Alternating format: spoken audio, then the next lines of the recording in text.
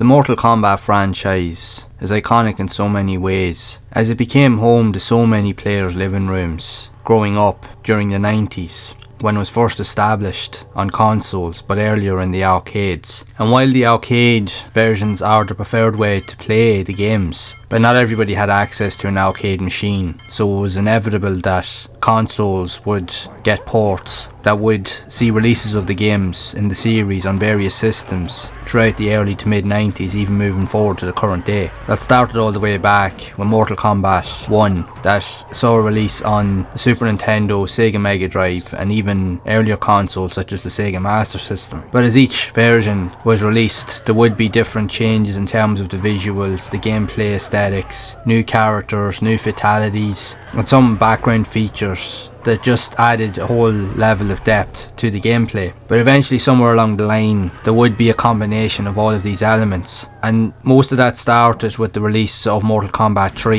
in 1995. That became one of the best selling games and one of the most iconic games in the arcades within the series in general. And it was so popular, in fact, that the game itself on consoles would get an updated version with Ultimate Mortal Kombat 3 that included many of the missing characters that weren't in the original game, which also included Scorpion, which as of Mortal Kombat 3 was the first game in the series to not include Scorpion. So that was later rectified with this version. But that wouldn't be the only version of the game to add in even more features and characters, as on the PlayStation, PC, Sega Saturn and the Nintendo 64 would also see the release of Mortal Kombat Trilogy in 1996 and in early 1997 in different regions. That would pretty much be the second and final update to Mortal Kombat 3, but would include pretty much nearly all of the elements combined from the previous titles, even with backgrounds and environments from the original games, along with access to some of the initial backdrops, but also some of the original characters that you can gain access with through hidden secrets on the character selection menu. So there's a number of different characters that you can use their original concepts from Mortal Kombat 1 and Mortal Kombat 2, with the likes of Jax, Kano and Raiden. By pressing select on the controller, you can change to both their classic and current formats, which inevitably have their own attributes, features, moves and even their own individual fatalities dating back to those earlier games. So that was a nice touch in itself. So it pretty much combined everything that you've seen from all of the original titles all in one unique package, and in many ways was a marvel, because if you were a Mortal Kombat fan and you wanted access to everything in the series, no longer did you have to be restricted to playing all of the original games or each individual game on a different system depending on which system that you had. You could now play them all in sequence on this one title that gave you access to pretty much everything in the game itself, with all of the characters, all of the unique traits, abilities, fatalities, even some new features. So there was a plethora to choose from, but it also did carry over the same insanity in terms of its gameplay, fast-paced nature, but also the complexity of the computer difficulty and the randomness of the AI, to a point that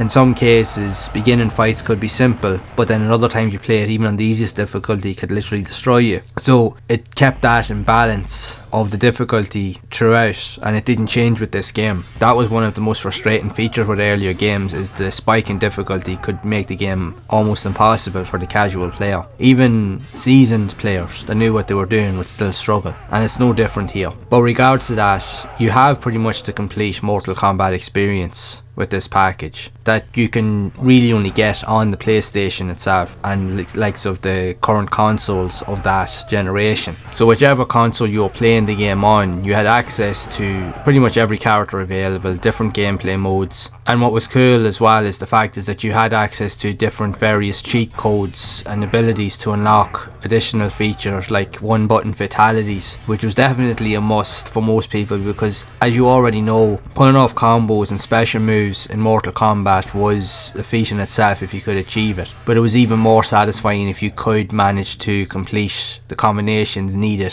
for a fatality. But you also needed to make sure that you were in a certain vicinity or area close to your opponent that you were trying to do the fatality on. You either had to be up front or you had to be a certain number of feet away, and that in itself was hard to pull off. Coupled with that, with the very short and limited time frame that you had to input all of the combinations, and you had to do it quick and effectively in order for it to work. But there was still no guarantees. But even when you have access to the cheat codes, which is very easy in Mortal Kombat Trilogy to do so, all you need to do is go into the options menu, go over to the exit symbol and hold all of the shoulder buttons. If you're playing on the PlayStation 1, all you need to do is hold on the PlayStation shoulder buttons R1, R2, L1 and L2 and hold up for a couple of seconds, and then you will get a sound that will allow you to enter into the main question mark option that's in the centre of the screen, and from there you can change out the various parameters like one button fatalities, extra damage and so forth. But even with that, even with the one button fatalities, while it does make it a wee bit easier with regard to executing them, it still doesn't make the game any easier. The gameplay still is rough and ready and unpredictable as it's ever been. But even with that, even with the cheats enabled, there's still no guarantees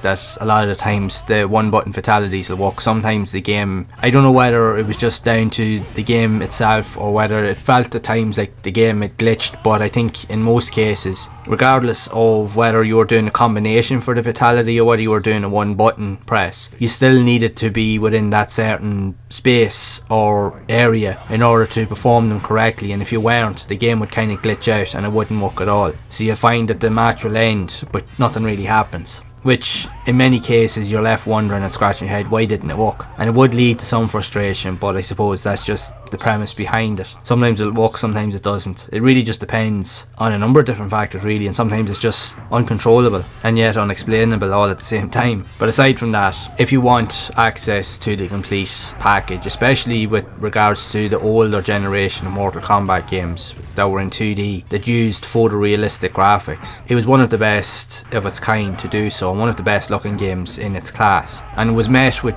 decent reviews across the board. Now, players that had played Mortal Kombat 3 or Ultimate Mortal Kombat 3 before would have been used to the gameplay style because it was just pretty much more of the same, and nothing different really was there apart from the addition of new characters and new environments, or some of the older environments to play as. But essentially and technically they're all the same game in many respects. But if you did want the complete package to give you access to everything in the series up to that point, Mortal Kombat Trilogy was the perfect avenue for you to access all of your favourite characters. And just to get a background of the lore and the story behind each of the elements that went through the series. Now, the PlayStation is home during this generation to a number of different Mortal Kombat games. Mortal Kombat 2, while we didn't see it over here in Europe, it was released on the PlayStation in Japan very early on in the console's early days. I have done a previous video of both that and Mortal Kombat 3 on the channel, so I'll drop links to them in the description so that you can go and check them out. But there was also Mortal Kombat 4, and there was a couple of spin-offs of Mortal Kombat Mythologies and Mortal Kombat Special Forces. Now, while they're very different with regards to their gameplay style, as they tried to implement different genres, if you will, but tried to keep with the same aesthetic, but they weren't as well received, and mainly due to them being extremely difficult, and there was a lot of issues with the development on some of the games as well, so that didn't contribute to a whole big deal of them. Now, it's not to say that they're the worst games ever. There's people that still play them even now, but there's a lot of people out there that just wouldn't entertain them, and in many cases they're difficult to pick up and play for just a casual player. But truthfully, the Mortal Kombat games themselves are not really good for beginner or entry level players either, as the difficulty spikes in them just make it pretty much unobtainable for someone that's literally just starting out playing these type of games. You won't have an enjoyable experience, let's just put it that way. Only hardcore fans of the series will be willing to put the time into it. But if you are one of those people, you'll know exactly what's happening. But it's still a worthwhile series of games. It's still an enjoyable franchise, even though it has evolved in many different ways over the generations, even to the current day. But it's still fun to go back and play these earlier renditions of the series, and especially if you want the complete package, like I said, Mortal Kombat Trilogy on the PS1 or Nintendo 64, even the Sega Saturn, is definitely the best way to go if you can't get access to earlier 16-bit consoles. It's still a fun game by today's standards. It still has that playability if you know what you're doing. If you can remember the button combinations and know how to utilise some of the features and special moves, you won't be long picking it back up. But it's still a classic in its own right. The Mortal Kombat series itself is just fantastic, while it is frustrating and insane at the same time, but it is what it is. But I would love to know your thoughts on this iconic collection of everything that was seen at the time for Mortal Kombat. Would you consider this to be your favourite version of the games in the series, or do you prefer the later entries which moved on to 3D graphics, or even the current generation of consoles? Or do you you really prefer the solar style above everything else. I would love to hear whatever thoughts you do have of this game, so be sure to share it down in the comments below. And if you would like to see more content around other types of fighting games that are also released on the PS1, which there are an absolute ton of them, and I've yet to go through the majority of them that are out there because I'm still finding new titles every single day, titles I never even heard of, then you can check out the playlist on screen to see more of those games in action. And as always, keep those gaming memories alive.